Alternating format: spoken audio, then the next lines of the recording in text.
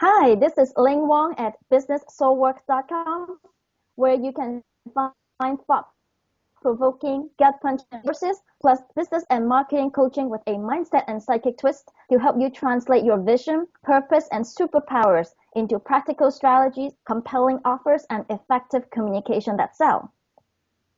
In my work with my clients, I have both inner game, I value both inner game and practical strategies. I fully believe that we need both inner and outer work to create success and prosperity on our own terms. And that's why I'm so excited to introduce you to Leigh Clark today. Laura is the founder of Prosperity QM, a company with a mission to assist in the planet-wide shift in consciousness, helping movers and shakers get their money stuff nailed so they can live the life they really want. Laura works primarily with small business owners already making six figures, wondering what's next, and feeling the pull of something powerful within them, calling them forward to a bigger mission. Applying a mixture of inner game and business strategy, she helps them grow and transition their businesses to support the dreams they haven't dared dream yet. Thank you, Laura. Thank you for being here with us today. Ling, thank you so much for having me. I'm so excited. Yeah, well, prosperity is a huge thing, and everybody is like, they have, I'm sure different people have different definition about what it is. So what is your definition? Oh, right. Okay. So my definition is that it's a combination of like the freedom that everything gives you. So it's like a freedom mindset almost. And part of this is that yes, everyone does have their own definition, and it's important for each of us to work out what our own definition is and then live by that. So like my definition of prosperity probably wouldn't be great for like the next person or the person or another person, because like it has to come from within. So for me, prosperity is all about the freedom and having lots of fun and having income to support that. So like not having to worry about money, not having to make choices based on whether you've got enough cash in the bank, and really having that kind of feeling of abundance and freedom. Yeah, wonderful. And what really, really resonate with me is doing it on your own terms and not by other people's definition. I think it is so important because I think part of prosperity really for me is about happiness and having the freedom, like you say, right? Having the freedom to Right. do it. And if you are living by other people's standard, this is not freedom. So I'm so glad that you brought it up. Absolutely, yeah. I mean, I've seen people who living by other people's standards of prosperity, and they've got the car and the house and everything, the whole checklist, and yet they feel so disconnected from themselves, and they feel like what they've achieved is so empty because it is by someone else's definition. And even like a slight shift in just understanding what prosperity is, you don't have to, quit your business or sell up or move to another country in order to make the changes. Sometimes it's just a little tweak, like going, oh, I need to spend more time outside, or I need to spend more time, being me and just coming out about who I am, and experiencing like for me, like sci-fi is one of my things that I absolutely love, and like it's Yay. yay, high five. But like see, just me coming out about that is like a massive shift in like how I can connect with people. And it's like when we try and hide parts of ourselves that we start to kind of dull ourselves down and not live fully in our own skin and in our own vibration, and we kind of lose ourselves and we start living by these kind of empty definitions of what wealth and prosperity is. Wonderful, wonderful. And I think it's especially important for business owners because we see so many things going on, the comparison trap, the bright, shiny objects. And if we're not careful Right. and be centered in what our own definition of success and prosperity means, we just get, swept away by everything that people talk about. Totally, totally. And it's so easy to do. I mean, like, even just vibrationally, we'll pick up what other people value. And especially the more sensitive guys that amongst us, right? We're Mhm. all like taking on other people's kind of intentions, and because we Yeah, feel it, right? And we yes, go, oh, absolutely. yeah, I want a bit of that. I want a bit of that. And like, you get in a room of people, and all of a sudden you're like, oh my God, I don't know who I am, because you're like absorbing everyone else's standards. And then, like, there is a tendency to allow ourselves to kind of Mhm. shrink back and go, oh, well, maybe it's not okay for me to be into sci-fi. maybe Doctor Who isn't the bomb. God, And who is the bomb? Doctor Who is totally the bomb. New phone cover. Whoa, how excited am I? I want that. Cool. Yeah, wonderful. And I think it's so, especially for the people that, you and I work with, they're very sensitive and very Right. empathetic. So by definition, we walk into a room, or even if we just like be in the same Facebook group, we can get the energy from the other people. And just Totally. like bam, bam, bam, people say, this is right, that is right. And you just take it all on. And then eventually you just can't tease out what is yours and what is not yours. If you're Right. not clear in your core, what your definition of prosperity and abundance mean. Yeah, absolutely. Yeah. Yeah. And like I don't know, this might be a really good time to kind of share this because I know you've got like a series of questions that you want to ask Yeah, yeah, me. yeah. So Please let's do. go Go off ahead. piece a little bit. Yeah.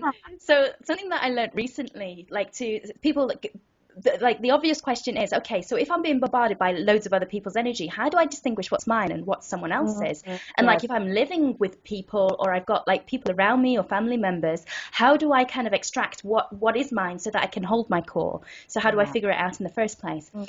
And like something that I've only recently really started to understand and being able to visualize is that actually you can kind of tune in into your own energy. So like you kind of get like a little piece of your own energy and you kind of tune in, and you can even like turn it into a color. So you can say, okay, for this purpose of this exercise, my energy is going to be violet. Okay. And then you can light up the colors in your own field of like what other people's stuff is. So you can notice the other colors and kind of go, okay, I'm going to push those other colors out and allow my field to be completely violet. Okay, now that's my energy, and in my energy, I like this, this, this, this, and this. Lovely. Yeah, I think it's really about whatever way that you can dial in to get in touch with yourself and say, I intentionally, block out everything, all the energy, right? Yeah. It's like, it's a lot of times when I work with clients who have a particularly emotionally charged session, I just go about for the next 2 hours. You back to you, me back to me, you back to you, me back to me. And so I don't feel that anymore. And sometimes it is hard, but I think it is the work that we have to do ourselves Yeah. so that we can, get back to what, our own value and our own vision. I love that. I love the you back to you. Wait, say it again. You back. You back to you, me back to me. Okay, I love that. Okay. Wow, I think that's a great tip, and I love where this conversation is going. So, get back to you now. So I know you help people create prosperity shift. Mhm. So, can you share with us a time when you created your own and what you learned out of it? Oh, totally. Yeah, absolutely. So, my shift happened in like stages, like an unraveling. And the first shift was when I happened to be, it was bizarre. Like, I don't know whether it was serendipity or what, but I was in one of these big kind of things for coaches. And at the time, I didn't want to be a coach. I was like, no way, like coaching's not for me. I'm going to go and do something else. I'm going to build a business. You know, that thing about taking on other people's stuff. So there I was sitting in this conference, and I've had my friend with me, and we'd been chatting, and like she was there to check it out and everything, and I was just kind of tagging along. Anyway, there was a lady on the stage, and she started talking about profiling, and you know how you got like Enneagram and all these kind of like profiling systems, and I was like, oh yeah, I know a bit about this. And you know how like when the speaker's talking and they put their hand up and they kind of are nodding their head, and like a sheep you just kind of follow, right? So she was asking the question, does anyone know about this one? And it was like the wealth dynamics test. And I was just doing my nodding, like completely in trance with, in rhythm with what was going on. And she goes, oh, really? Would you like to come up and tell us a little bit about it? Oh, my God. So I kind of froze, and like my heart was beating out of me. And I was like, oh, my God, what? Well, yeah, OK, because I know it. And I got up on the stage and started talking about it, and I did about 30 seconds, like just giving an overview of this thing. And when I got off the stage, I swear my legs were shaking, and I felt like all the blood had kind of drained out of me, and that I was barely able to even stand up enough to get back to my seat. But anyway, about 10 minutes later, I settled down and that session ended. And at the end, people kept coming up to me and saying, wow, what was that? Can you explain some more? Do you do workshops? Da, da, da, da, da. And so there's like, oh my God, there's a need for this. And Mm. I suddenly realized that my strategy, my thing that I should be doing in terms of like, how do I deliver what I do? It needs to be like in front of people, talking to people and connecting with other people. But that was only part of it because then, of course, like the doubt set in. Have you ever had this where you go, yes, I need to go and do that. I need to be talking to people. And you go, oh, but like, should I be sharing it? What should I tell them? Like, who am I to share this message? What is my message? How do I Mm. define it? How do I give them something of value? What you mean, like I put the whole presentation together on my own? Like that's miles apart from just being dragged up on stage, right? Yeah. So I had all this going on, and so I needed to find a way of dealing with like these inner demons. So over time, and this was kind of protracted over several months, I found a method of letting go of all the doubts and all the thoughts and getting in touch with my own feelings so that I could kind of be present and aware in the moment and not have to worry about all the chit chatter that would otherwise go on. So yeah, it was kind of two parts. One is like finding, as you were saying at the beginning, Ling, that it's about the strategy, the how to, and then it's about dealing with the inner game and being able to get your head and vibration in the right place to do it.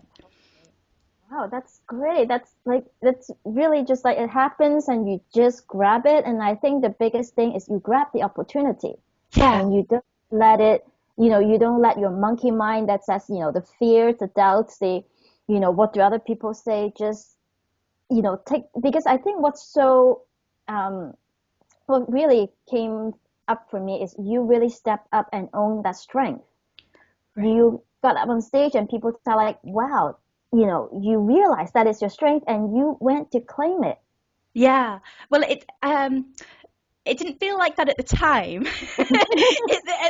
In the moment, I didn't even have time to think of all that. But I think what it comes back to is like understanding that, like having the confidence to just kind of say yes and then figure Yeah. out the details afterwards.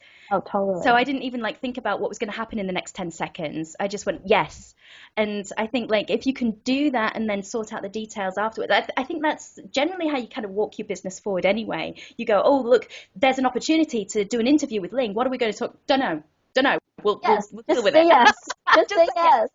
Just say It yes feels because fine. it will happen. And that's really about living in the moment, right? The moment is yes or no, and Yeah, you say it. totally. Totally. And Yeah. then you figure out, and I think that's a lot of trust that needs to happen. It's not all the rainbows and unicorn about, the universe will, shower me with money, but it's really about the trust in ourselves that we have it in us to step up and do it. Yeah. Yeah. Right. And even if we don't believe in the moment that we do, like, do it anyway. Do it anyway, because you might surprise yourself, right? Yeah, and I mean, I used to go. I went to architecture school, and if we screw up, like if an architect screw up, the building is gonna fall and people are going to die. So when I shift to doing this online thing, I'm like, nobody's going to die. I'm not a doctor, I'm not an architect. I can say yes. Right. Oh my gosh. Yeah. So you built your confidence like from a really kind of structural foundation. I mean, that's awesome. Yeah. So one little yes at a time. So now let's get back to some, I know you are also like myself, right? Really, it's not just like, oh, let's be happy and rainbows and unicorn. You really ground it and, put it into practical stuff. So what are the three core components for creating our own prosperity shift that you can share with our audience? Oh, cool. Okay. So we've kind of talked about two of them. The first one's the strategy, and the second one's the inner game. Let me say a little bit more about the strategy though, because there's a little bit more than just like knowing what to do. Because I Mm-hmm. think what's as I mentioned in the story about how I got pulled up on stage, we were talking about a particular profile test, and this is to do with like entrepreneurs and like entrepreneurial personalities. And depending on your personality, there are certain things that you're going to excel at, and certain things that you're going to totally suck at. And Yep. so so like the kind of like the detail of like AdWords and tweaking and messing about with all that kind of stuff, that is great for some people. But for me, I totally stuck at it, and I don't think I could be less interested in it if I tried. But then, connecting with people, getting creative, standing up, doing presentations, that's totally in my flow. So what we often see is, especially when people are trying to get going or they're trying to transition to the thing that they love, they go, okay, I've got to work really hard. And so they go and find something that they have to work really hard at in order to make it work, right? And so it's kind of akin to being at school. If you get like a C in a subject and your parents go, you've got to work really, really hard at this subject until you get an A, yeah? I think once we're done with school, we can completely abandon that way of thinking and say, okay, what are my A grade subjects? What are the things that I really love to do, that are easy, the things that light me up, that give me energy, that let me be in my flow? And those are the things that we should go and do loads more of.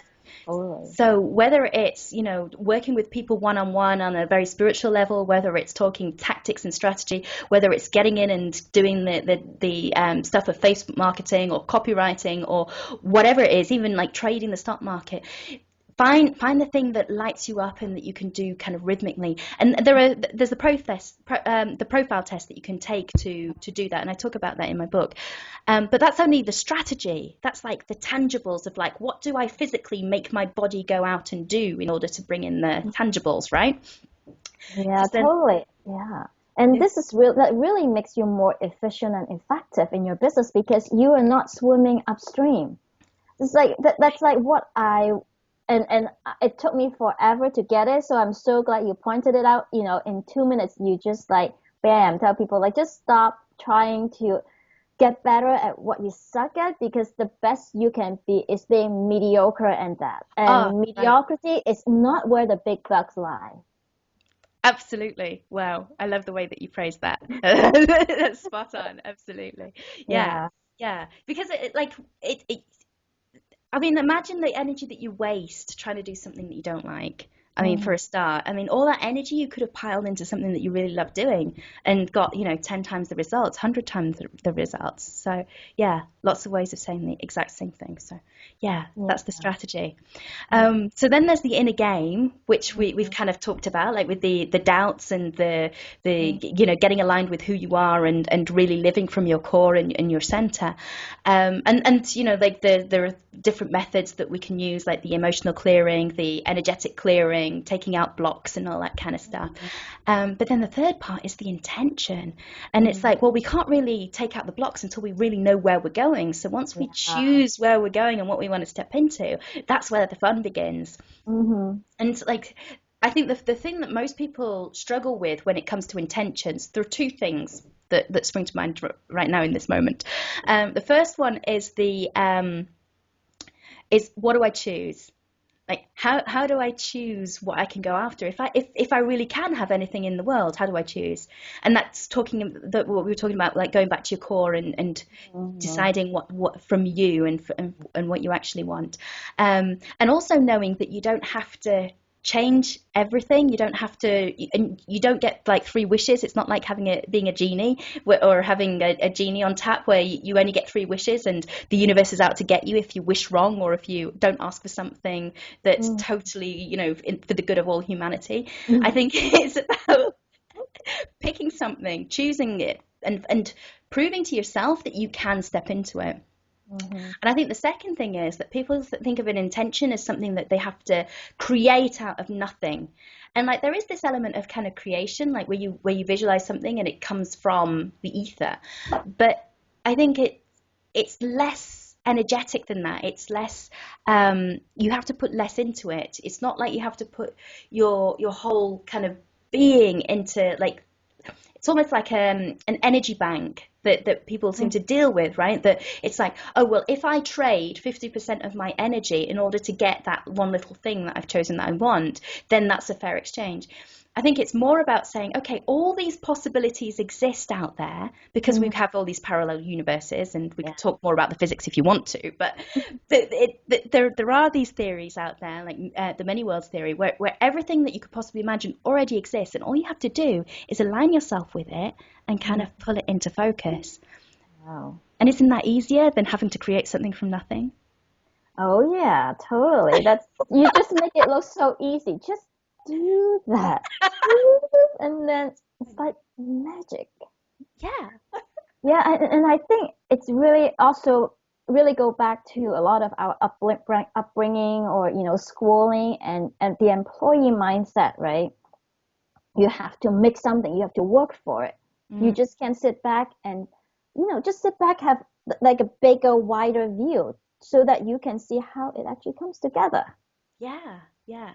And like the thing it amuses me because like we have these beliefs, like say we've got a limiting belief that says that we have to work hard for money. Mm, yeah. That belief will keep us working hard whether we have to work or not. I know, I It's know. crazy. You just pick the thing that you suck at and you have to work it. Right, That's exactly. like, you can't just, it took me forever, but it's kind of like, I can just let myself sit back and do what I'm good at and just get it done and close out. Like, I don't pay myself by the hour. Why am I doing that? Right, exactly, exactly. And then when we take out that belief, then a whole host of possibilities opens up. Yeah, So totally. it's just being aware, isn't it, of what's holding us back. And yeah, It's wonderful.